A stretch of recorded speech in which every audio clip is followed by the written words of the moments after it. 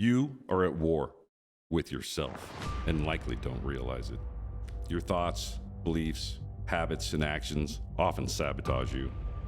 Are they helping you overcome adversity or setting you up for failure? To win this battle, you must connect with your inner warrior. We all have a warrior within us, one that strengthens our resolve and helps us to rise to meet life's challenges. If you're just surviving rather than thriving, then it's time to embrace the warrior archetype, live the warrior ethos, and ascend. If you are a veteran, first responder, or someone looking to take charge of your life, find your tribe, and then be the hero of your own story, this podcast is for you. Join Mike Kinney and Matt Hastings, two retired U.S. Army officers who served in U.S. Army Special Operations and Army Aviation units, as they share with you optimal performance practices they learned in their time with the Military and Warriors Ascent, a 501c3 nonprofit that helps veterans and warriors with PTS. Well, hello, everyone. Welcome to the Warriors Ascent podcast with your two hosts, Mike and Matt. And today we're going to talk about healing and tending the mind. We had a previous episode that discussed that with one rubric, borrowing from Daniel Kahneman's Thinking Fast and Slow, so System 1 and System 2. And today we'll talk more about cognitive behavioral therapy and the CBT triangle, thoughts, emotions, and actions. So let me start with this. Have any of you had an instance where, you're triggered by, could be a thought, a stimulus, something that someone does to you, and Yes, maybe you take it to the extreme. You're like, oh my God, why is it that I reacted so viscerally? So I'll give you an example. Here's a great anecdote of, I'll say, the power of this rubric. This is very important. So you're in an elevator, right? In a skyscraper, 50 floors you're going up. So you walk into this elevator and you've got a bunch of people behind you. You really don't take notice of who's in that elevator with you. But you turn, you face the door, and for 50 floors, you're being poked and prodded the entire time. And in your mind, you're formulating what you're going to say to this dude, why he's poking you and, agitating you. So 50th floor comes, the door's open, you get out, you turn around, and you want to see what this guy, what he looks like. And it ends up being a blind man with a cane, right? So what happens to your disposition at that moment? Yeah, I would hazard a guess. Change, right? You go from to being completely disarmed. Yeah, You're like, oh my God, I feel horrible. This poor old man. Yeah. He's just trying to see who else is in the elevator with him, or whether or not he's alone or whatever. So you're completely disarmed. Your disposition, your reaction completely changed, right? Your emotional state, for that matter. You're a robot. Exactly. An automaton, an emotionless automaton. No, but so let me ask you, did the stimulus change at all? No. Not one bit. It's your response, right? The thoughts that surrounded that stimulus. So that's what this model is about. And that's the power of this. And really, it can help you, I'll say, step in between stimulus and response. So explaining it ever so briefly, and then we can go into some anecdotes. So really, the contention is that your thoughts drive your emotions, which drive your actions predominantly. Right. And as you can see with the two-way arrows, does it go the other way as well? I mean, can your emotional state drive your thoughts? Certainly. There are instances where, you're just not feeling well, or you might be sick, as an example. You may have gotten hurt, you broke your arm, and that affects your thoughts, like, oh my God, how could this happen to me? Yeah. Actions similarly, can you take action that then affects your emotional state or even your thoughts about yourself? Absolutely. There are times when it's just like, I'm just going to show up, for those that are, I'll say, the weightlifters out there, right? Joe Weider, right? His number one rule, right? Show up. Number two was squat deep, right? So when he was working with Arnold Schwarzenegger. No, but there's real genius in that, because what he's saying in essence is show up, right? Honor that commitment to yourself. Take action. And once you're at the gym, Now you're like, all right, I didn't feel like coming, but I honored my commitment. I took action. And in the end, you're like, I feel pretty good now because now I've taken action. I've shown that I can honor commitments to myself, that I have discipline. So your emotional state elevates, right? That's Your right. thoughts about yourself similarly. Now you're re-ingraining, in your mind, this notion that no, I'm a person of action.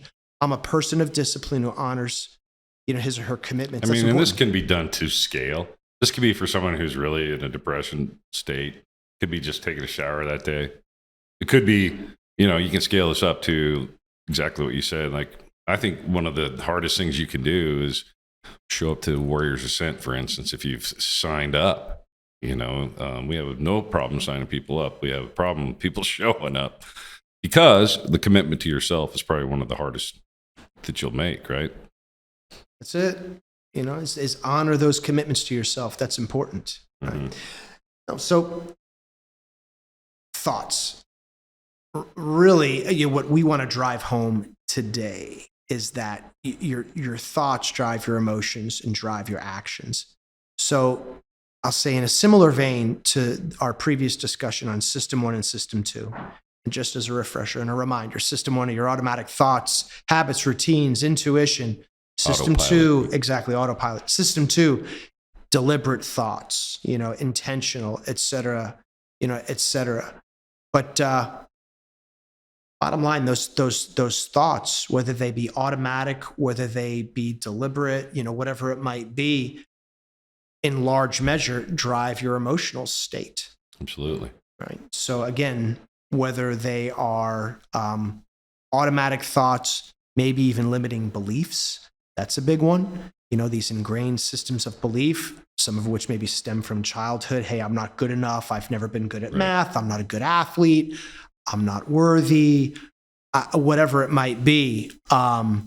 These are all thoughts that, begin to tell a story, to yourself, Right. that's your personal narrative. And then you follow that, into adulthood. And then you just prove yourself right. Right. No, exactly. It ties into your emotional state. And then consequently, I'll say impacts actions. So as an example, so if your thoughts are, hey, I'm not a good athlete, I'm just not very athletic, or whatever it might be, right? Your emotions are like, why bother? Why bother? I'm not good enough. I'm just going to get beat. I'm not going to get selected. I'm not going to be chosen. You're not going to have that growth mindset. You're going to have a fixed mindset, borrowing from Carol Dweck's mindset, to where you're like, well, why even bother? I'm just not a good athlete. So then how does that impact your actions? Well, you're never going to be a better athlete. You're never going to be participating in things that might be fun, right? Bring you out of, some dark spots with other people, social. I mean, there's all kinds of ramifications for not trying. I know I did this. I don't know if you do. Is like, I don't like the things I'm not good at. And so I don't want to do them, instead of having that mindset of, man, I ought to try some of this stuff, and I think that's how I found yoga to be effective for me. Because I was like, I wasn't going to try that before. Yeah. And now it's like, wow, that was dumb because it's really helpful. Meditation, things like that. Yeah. No, absolutely. Absolutely.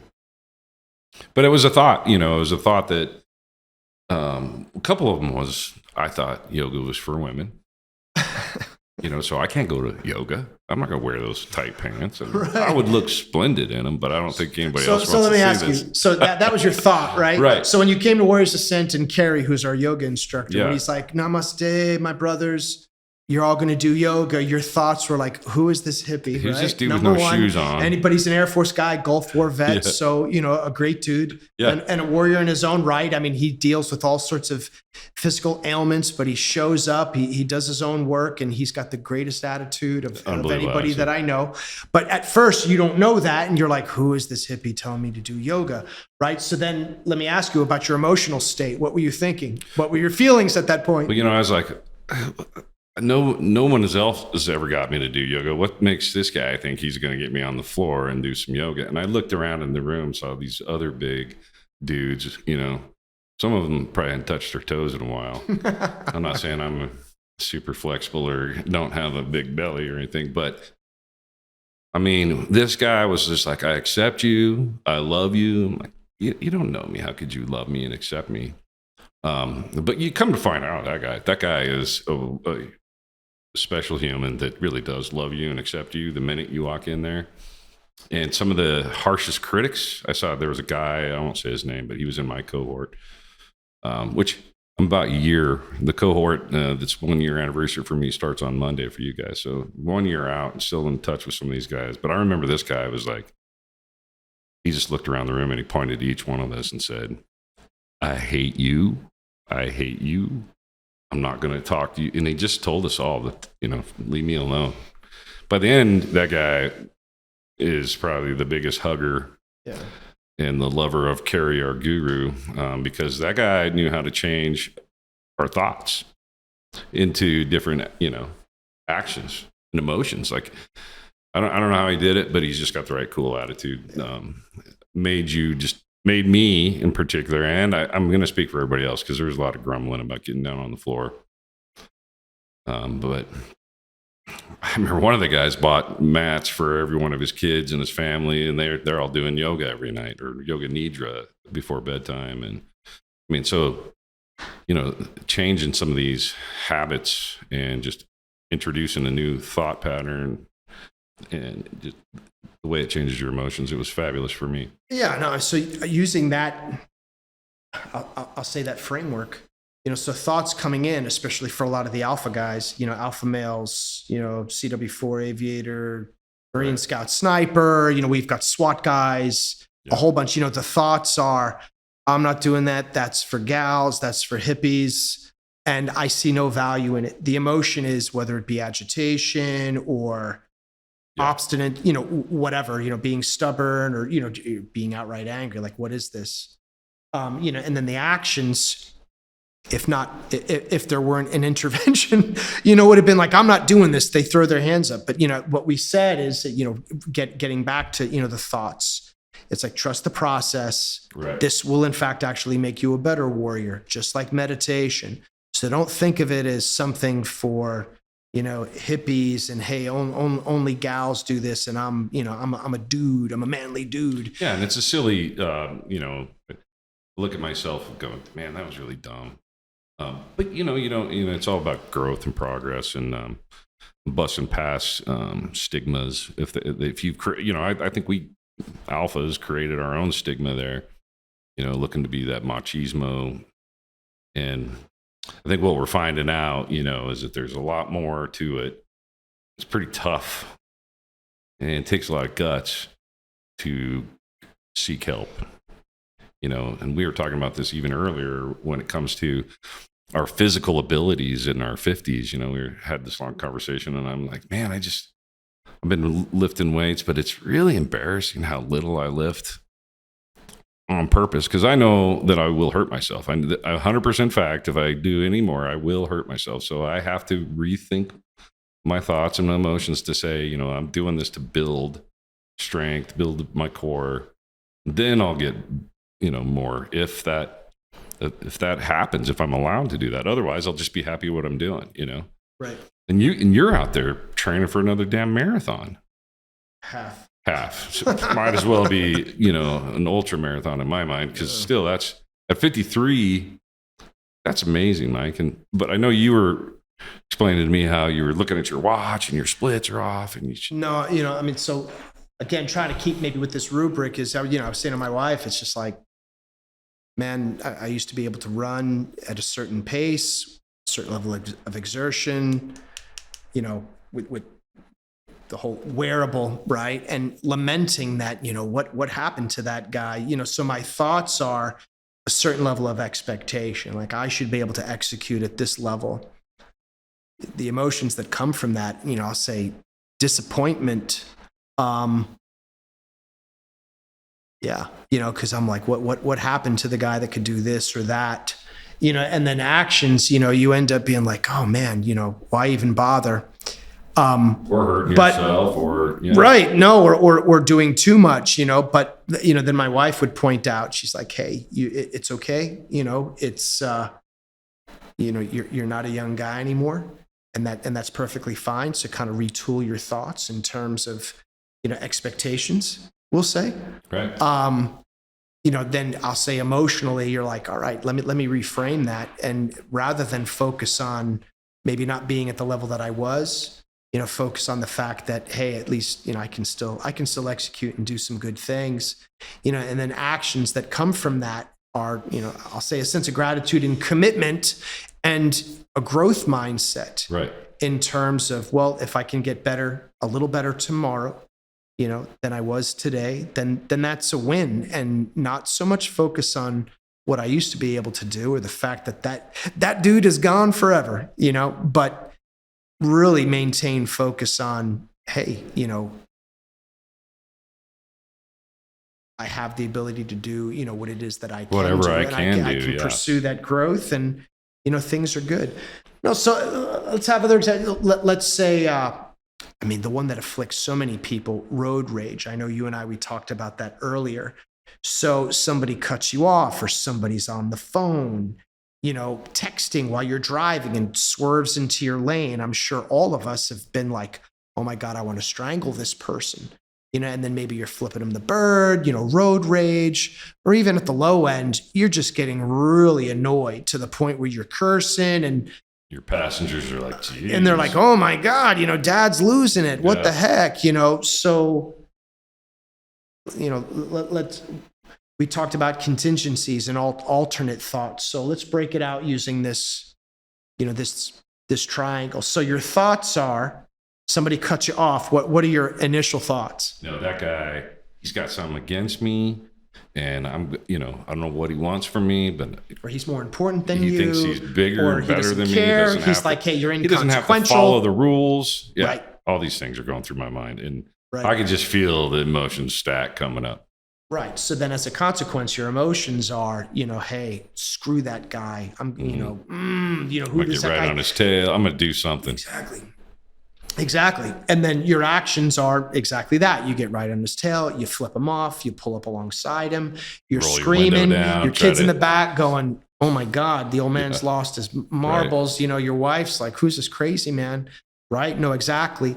So that's how this kind of works.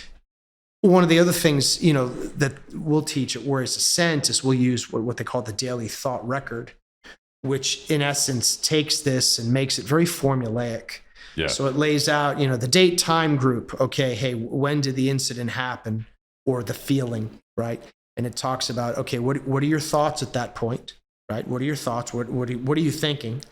What are you feeling, right? What's the action that you took? And more often than not, what I'll say precipitates this level of intervention is a suboptimal coping mechanism, right? Or action, wherein somebody's flipping somebody off, yelling, screaming, and you're like, I need to get to the bottom of this and make some changes. Right. So then the technique with the daily thought record is, what's an alternate thought? So let's talk about that. I'll throw you under the bus. So Matt, what alternate thought? Some of my new things are like, well, I'm gonna, this term I learned called grace. It's not just the thing you do before you shout out. What is this grace thing you speak of? But, it's like, hey, maybe that person is in a real hurry because, their kid's at home alone and they got to get there. I don't know what's going on in this person's life. So I'm just going to assume that they don't know me. They're not doing anything against me. I wish they would drive a little more carefully and understand that they, bring risk to others. But the thing is like, I can't get in their head and assume they're doing something to me. That seems odd. If you diagnose that later, right, and say like, that shouldn't be a front to me. And if it only takes me an extra 10 seconds to get somewhere, like what's the value? What's the return on that investment of getting so upset? And I've put out this energy to have all these emotions that cause me this physical toll. And then, like, if I'm with people, they're going to react to me. Now I have to play this game where I'm saying, I'm having to come up with why I did what I did and how and then I feel remorse, and it's all bad. It's all bad outcome. And it's just easier to say, like, geez, that person may need me to just back off a little bit. Yeah. You know, what the saying goes, hey, give people grace because everyone's fighting a battle that you know nothing about. You know, Right. you never know what they're going through. And let's be honest, there are times when, you know, deep down, that ain't it. You know, or Yeah, not that I you mean, could possibly know, but they're just being you can inconsiderate. see it. That's a teenager. But the fact of the matter you know. is, you know, can you do anything about it? No. Yeah, and I think That's the point. I want to say it's one of the Stoic philosophers.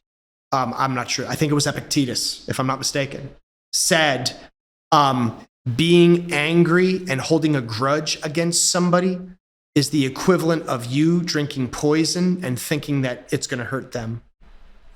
Really is. Yeah.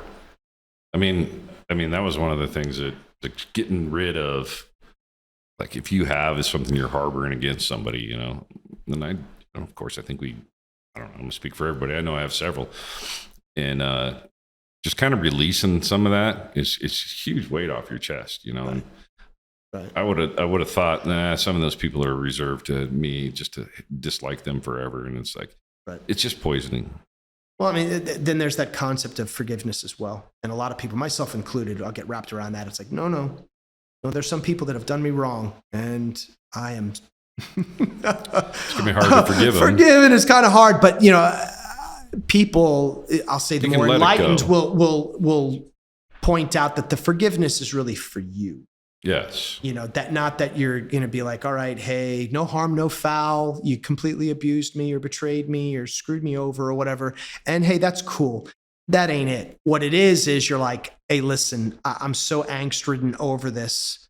I'm no longer going to give you power and dominion over my mental state. So I'm going to forgive, you know, and there it is. And it's really an attempt to just say, I'm going to move past this for my own good. I always just let that learned some of the stuff I've learned through getting to where I'm at. And I think I'm always going to be a student of this, but was that, you know, I forgot what I was going to say. That's not good. No big deal. No big deal. It happens to me too. It's Yeah. that old, it's that over 50 disease, man. Yeah, So who you're talking about. No, so I mean, just to wrap up, and again, make it relevant, you know, to those that are listening, like practical application, action steps. So thoughts drive emotions, drive actions. So what I'll say to people is this: if you do a root cause analysis, right, and say, okay, I took an inappropriate action, and I want to remedy it, but where did that stem from? You know, more often than not, you can walk it back to your emotional state. Well, I was hurt, I was angry, I was fearful, I was scared, whatever it might be, and you're like, all right, we're getting closer. We're getting closer. What are the thoughts then that really underpin that emotional state? And more often than not, you can walk it back to a thought or a limiting belief, and we won't get into all the details here, but a cognitive distortion. Right. So all or nothing thinking, you know, catastrophizing. There's a variety of cognitive distortions that afflict people. That, you know, for those that feel so compelled, can look it up online, and they're very informative. But bottom line is things that impact your thoughts and your thinking, which result in an adverse emotional state and adverse actions. Yeah. Is that that thought oftentimes gets projected. I know I do this, and I've learned I do this, is that I project onto that person what I'm feeling, and I think that they truly are feeling that. And then all the evidence continues to support I'm right. And then later you let's say you confronted the person and you talk about it, and they're like, that isn't at all what was going on. So like I've discovered that I project my thoughts, which causes emotions. And then it causes me to have these actions where I'm going to say things or do things. And then it's like, a lot of the times it's a miscommunication, you know, or because I've projected. And so back to the grace, back to the learning to accept that maybe your internal thoughts aren't driving everybody around you, you know.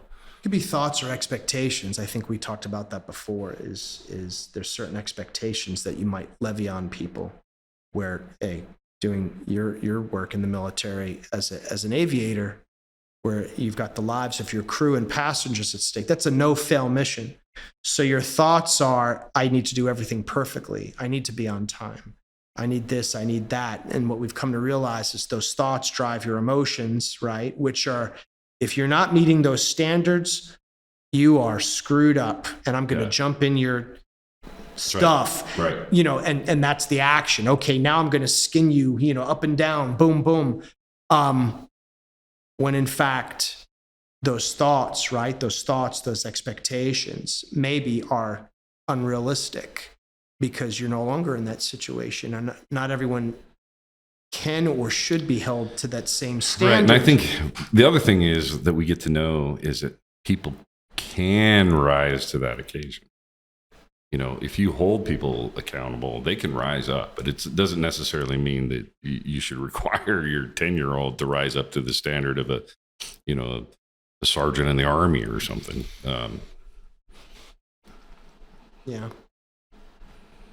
Reasonable expectations. Reasonable expectations. Reasonable expectations. I mean, we should always think, that somebody could be, try to get a higher goal, I guess, and believe in yourself. Yeah. Yep. Growth mindset, growth mindset. You can always be better, but don't beat yourself up. Even at 53, Mike, I keep learning. That's true. And it's just new stuff. And it's all stuff that, again, like to apply all this stuff somehow. And again, that's why I really liked Warriors Ascent. Helped me with my application to things. And I really enjoyed discussing how to these metacognitive thinkings. How do we think about our thinking and breaking it down into all these different elements that we've been talking about lately. I think that framework is formative. And I think understanding how it is your mind works is absolutely integral to healing, because if you don't understand, I'll say, the processes that underpin your thoughts, your emotions, and actions, you're going to be hard pressed to remedy I know and how a address turbine those engine things. works, so why shouldn't I know how my brain works in the way I think? That's right. It should help me in an emergency situation with my engine. It's going to help me in an emergency situation with my brain, my body, my actions. That's a great metaphor, my friend. Appreciate it. All right.